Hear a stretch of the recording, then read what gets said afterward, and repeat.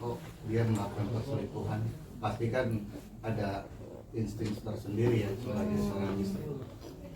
Untuk Belagat sih sebenarnya seperti yang aku bilang, dia jadi suami itu baik banget dan waktunya banyak juga di rumah, nggak ada gelagat apa-apa. Jadi benar-benar the real orang yang ngasih tahu gitu. Saya tidak mencari tahu, orang yang ngasih tahu. Makanya setelah kejadian justru saya mengingat-ingat apa ya gelagat dia yang kira-kira aneh ya gitu kan.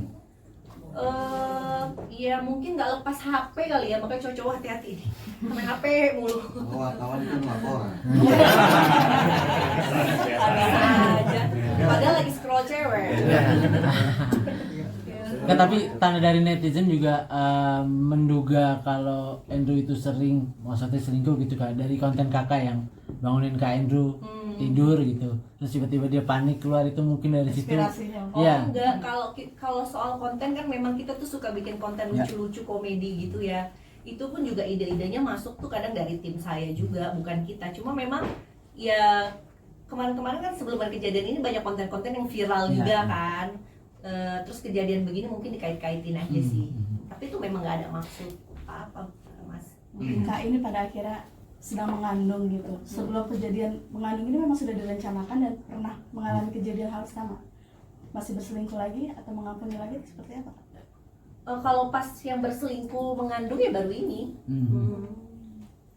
Tapi memang maksudnya sama Kak Andrew juga sebelum ini kan sudah ada perjanjian gitu, dan memang salah satunya perjanjian untuk program anak kedua juga Kak, maksudnya seperti itu. Iya, waktu pas program anak kedua ya kita baik-baik aja. Maksudnya nggak ada masalah apa-apa, makanya kita berencana pengen punya anak kedua gitu kan. Kan respon orang tua sendiri untuk kasus ini seperti apa Kak? Orang tua kalian? Kebetulan orang tua saya memang lagi dalam keadaan kondisi sakit ya. Jadi dari kakak-kakak saya sendiri tuh memang tidak membiarkan mama untuk pegang gadget atau gimana. Jadi sepertinya kayaknya mama nggak tahu. Mungkin nanti kalau misalnya pas lahiran mungkin aku akan kasih tahu baik-baik lah. Kalau mertua?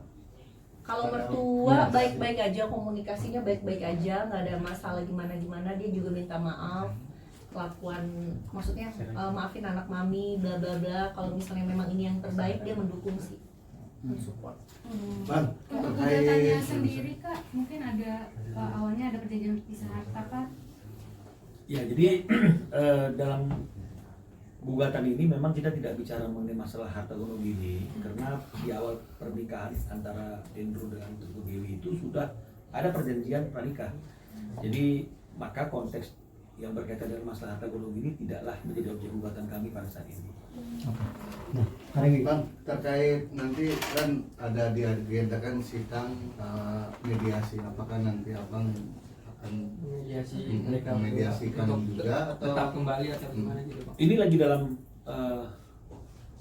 pembicaraan dengan Teguh Dewi, ya artinya itu apakah dalam mediasi itu opsi mediasi dan mempertemukan itu akan kita gunakan atau akan ada hal lain.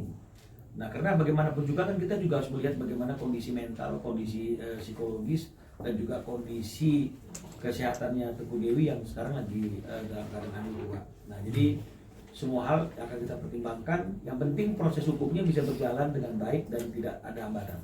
Kak Dewi, tapi perjanjian itu juga nanti akan dibawa ke dalam persidangan cerai nanti Kak, untuk mempermudah gitu. Oh enggak, jadi ketika kita tidak menjadikan harta gono ini, bukan masalah perjanjian harta Bang, tapi perjanjian yang soal kalau Andrew Andrew berselingkuh lagi, itu apakah nanti akan dibawa ke dalam persidangan untuk Perjanjiannya mempermudah? itu bukan tertulis ya, itu kayak lebih Lisan, antar ya? individual kita aja, kayak komunikasi aja misalnya. Apa nih jaminannya buat aku ntar kalau kamu nggak begini lagi, aku janji deh kalau misalnya ini kejadian lagi, terserah deh kalau kamu memang mau pisah deh. Udah ada obrolan seperti itu juga dari dia. Itu secara verbal aja. Secara verbal aja. dan lagi pula ini saya perlu tambahkan bahwa kalau di dalam undang-undang perkawinan dan juga kompilasi hukum Islam itu, undang-undang perkawinan khususnya dikatakan kan bahwa perkawinan itu adalah ikatan lahir batin ya dari seorang suami dan istri yang memang ingin mendapatkan kehidupan rumah tangga yang bahagia. Nah, kalau misalnya tujuan perkawinan untuk bahagia itu sudah tidak dapat lagi terlaksana dan salah satu pihak baik suami atau istri sudah tidak yakin bisa bahagia lagi kalau rumah tangganya diteruskan. Saya kira sudah selesai. Ya karena tujuannya sudah tidak tercapai.